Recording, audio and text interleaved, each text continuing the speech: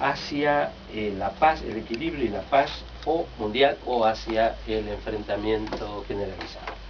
Desde 1948, en que se constituyen las Naciones Unidas, no ha habido un solo día sin guerras en alguna parte del mundo. Esto me hace pensar en el aspecto oscuro de la humanidad y en su potencial destructivo.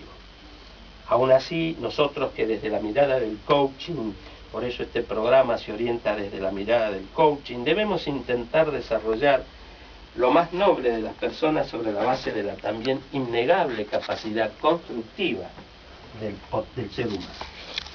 Dice el Talmud, quien salva a una persona salva al mundo entero. Y también dice el Talmud, el mundo fue creado para mí y el mundo descansa sobre mí. Creo que los individuos debemos de actuar como sinapsis neuronales, extrayendo información de diversas disciplinas y culturas, apalancando las distintas perspectivas y adoptando una visión global que permita lograr la síntesis necesaria para enfrentar problemas multidimensionales.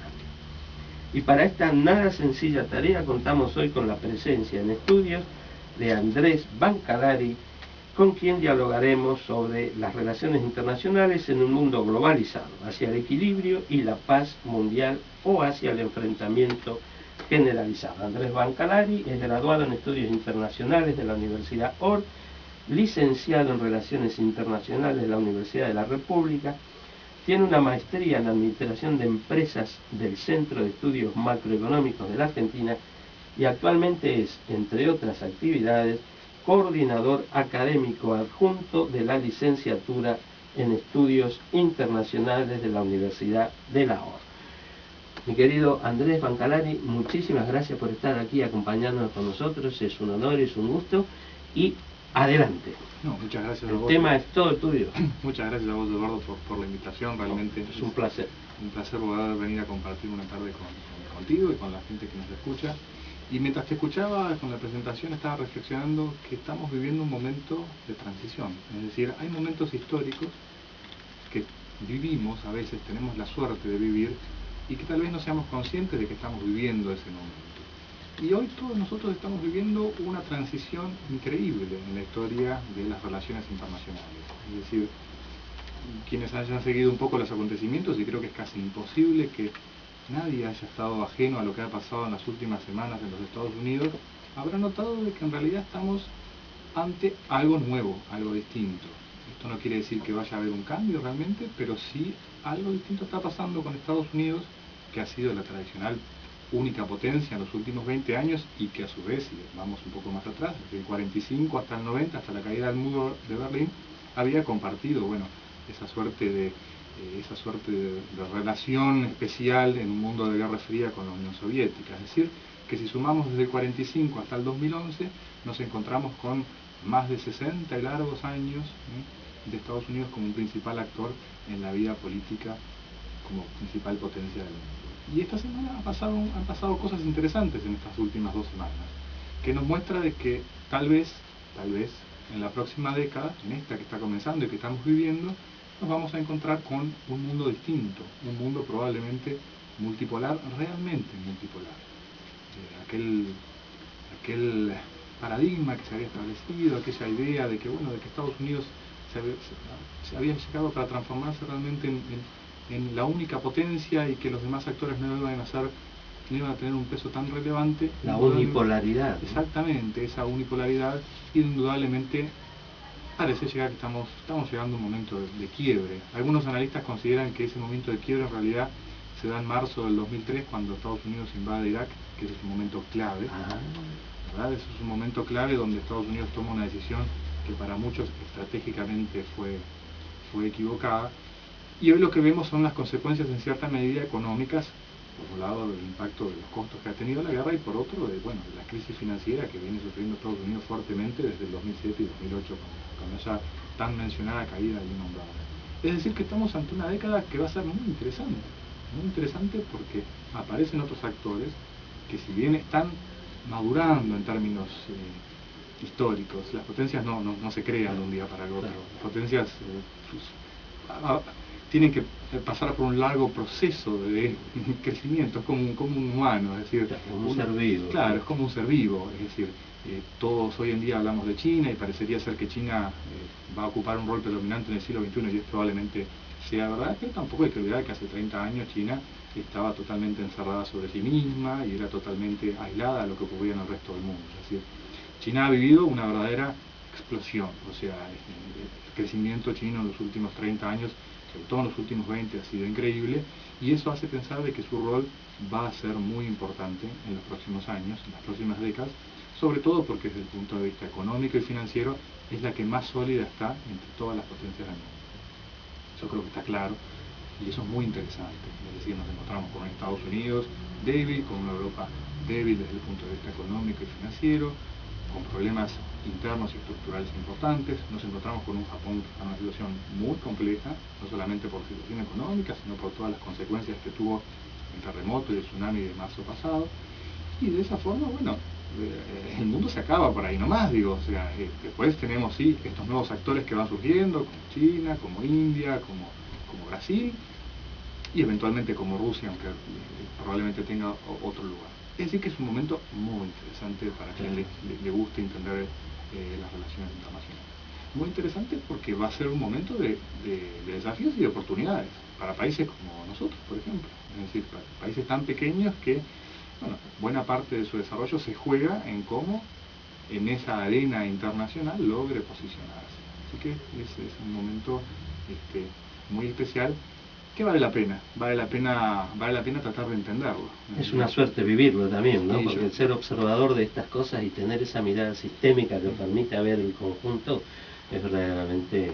Yo creo que es un privilegio, sin sí. duda. Yo creo que es un privilegio. Es decir, por eso decía un poco lo del principio, a veces pasamos por esos procesos históricos, esos momentos de quiebre en la historia de la humanidad, que uno cuando lo está viviendo tal vez no lo perciba como tal, sí. Pero si uno logra darse cuenta de que realmente está inmerso en un proceso que es realmente de cambio y que es histórico, y bueno, es muy interesante porque son procesos únicos. Así que como aquel probablemente ciudadano británico que en la década del 20, siglo pasado, vio como y sin darse cuenta de que estaba viviendo en realidad el desplome del imperio británico que había regido durante un siglo. Bueno, nosotros hoy estamos viviendo esa situación especial donde Estados Unidos está, reitero, no se sabe, no tenemos todavía muy claro hacia dónde, pero sin duda está en una situación muy distinta de la que estaba hace una década atrás. O sea que te daría la impresión de que estamos en una transición hacia a un nuevo acomodamiento mundial con otros actores y con una polaridad bastante más compleja, ¿no? Sin duda. Más enriquecida. Sí, sin duda. Es decir, lo interesante es que algunos principios generales parecen como ser comunes a muchos de los actores, es decir, si hablamos de Europa, de Estados Unidos, de Japón, bueno, de la India, de Brasil, ahí hablamos por ejemplo de que hay democracia. Eso es un valor, es un principio que es fundamental y está presente en todos ellos. Sí. Y después hablamos de una sociedad capitalista que está presente en todos. Ahí es lo interesante. Si bien China no participa del concepto de la democracia, pero sí participa del concepto del capitalismo. Es decir, estamos frente a un mundo nuevo, pero donde en principio parecería no haber un gran enfrentamiento ideológico. Y se suma a que algo muy interesante está pasando en el Medio Oriente. Es decir, en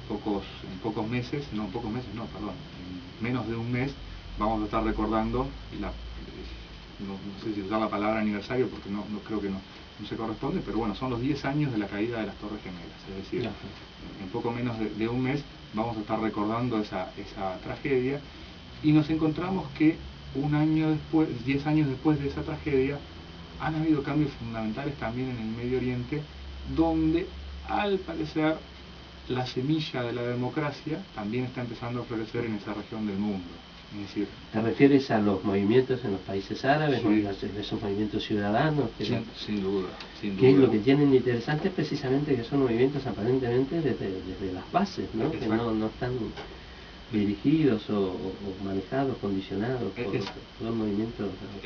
Realmente parecen ser movimientos genuinos Sí, y populares. palabra, Y sin duda lo que ha pasado, sobre todo creo que los dos países claves de momento son Túnez y Egipto, en el sentido de que han sido movimientos genuinos quienes han hecho los verdaderos cambios.